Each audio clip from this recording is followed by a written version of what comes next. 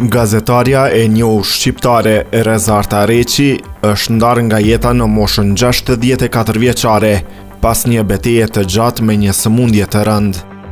Ndarje nga jeta të gazetarës e ka njoftuar familjarët e saj, të cilët bën me dije se ceremonia e varrimit do të kryhet më 2 shkurt në Tiranë.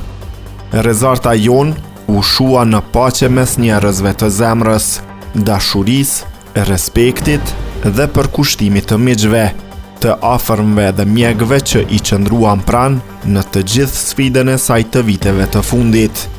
Pritja do të bëhet pranë agjencisë funerale Univers, rruga Bardhyl, nga sonte në ora 20:30 deri në përcjelljen për në banesën e fundit.